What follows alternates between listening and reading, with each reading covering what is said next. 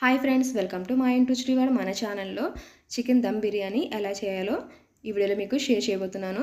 ఎవరైనా మన ఇంటికి గెస్ట్లు వచ్చినప్పుడు, వీకెండ్లో కానీ, పండగలప్పుడు కానీ, స్పెషల్ డేస్లో కానీ ఈ బిర్యానీని చాలా ఈజీగా చేసేసుకోవచ్చు. టేస్ట్ అయితే అమేజింగ్ ఉంటుంది. మీరు కూడా ఒకసారి ట్రై చేసి ఎలా వచ్చిందో నా కమెంట్ సెక్షన్లో పోస్ట్ చేయండి.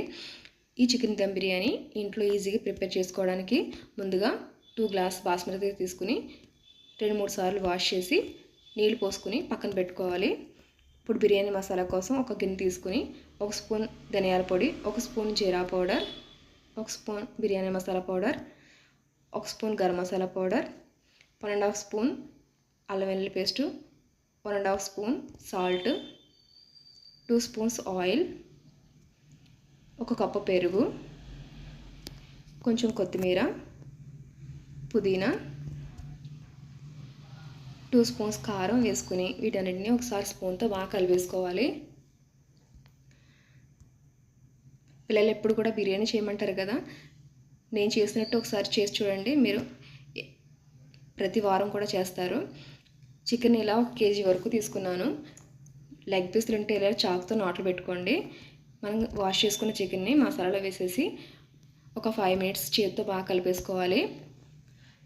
మన నాట్లలో మసాలాని బాగా అప్లై చేసుకుంటే చికెన్ అనేది చాలా జ్యూసీగా ఉంటుంది. మీకు అవసరం ఉంటే నిమ్మకాయ కూడా వేసుకోవచ్చు. ఇలా బాగా కలిపేసుకుని 1 గంటన్నర పాటు పక్కన పెట్టుకుని మ్యాగ్నేట్ చేసుకోవాలి. పండుగలప్పుడు కూడా ఈ బిర్యానీ చాలా టేస్టీగా ఉంటుంది. ఫ్యామిలీ అంతతో పాటు ఎంజాయ్ చేస్తూ తినచ్చు.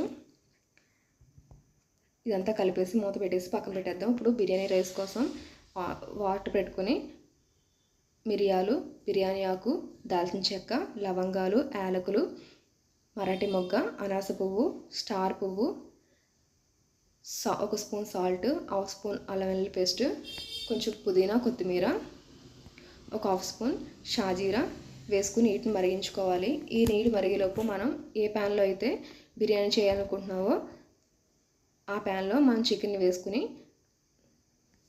బాగా ముక్కల్ని స్ప్రెడ్ చేసుకోవాలి. మనకి బిర్యానీ చేసేటప్పుడు ఇలాంటి పెద్ద గిన్నె ఉంటేనే బిర్యానీ అనేది చాలా ఈజీగా ఉడికిపోతుంది. ముక్కలు కూడా చాలా జ్యూసీగా ఉంటాయి మాడిపోకుండా. ఇలా స్ప్రెడ్ చేసుకున్న తర్వాత మనం మరుగుతున్న నీటిలో 2 స్పూన్స్ ఆయిల్ వేసుకుని నానబెట్టుకున్న బిర్యానీ రైస్ని వేసేసుకోవాలి. ఒక 15 మినిట్స్ వరకు ఉడికించుకోవాలి. బిర్యానీ రైస్ 70% ఉడికితే సరిపోతుంది. చూసారా, మనకు కరెక్ట్గా 70% కుక్ అయింది. ఈ కుక్ అయిన రైస్ని మనం మ్యాగ్నేట్ చేసుకున్న చికెన్ మీద వేసేసుకుని మొత్తం అంతా స్ప్రెడ్ చేసుకోవాలి.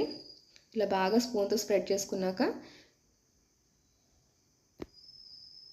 కొత్తిమీర, పుదీనా మీకు అవైలబుల్గా ఉంటే ఫ్రైడ్ ఆనియన్స్ వేసుకోవచ్చు.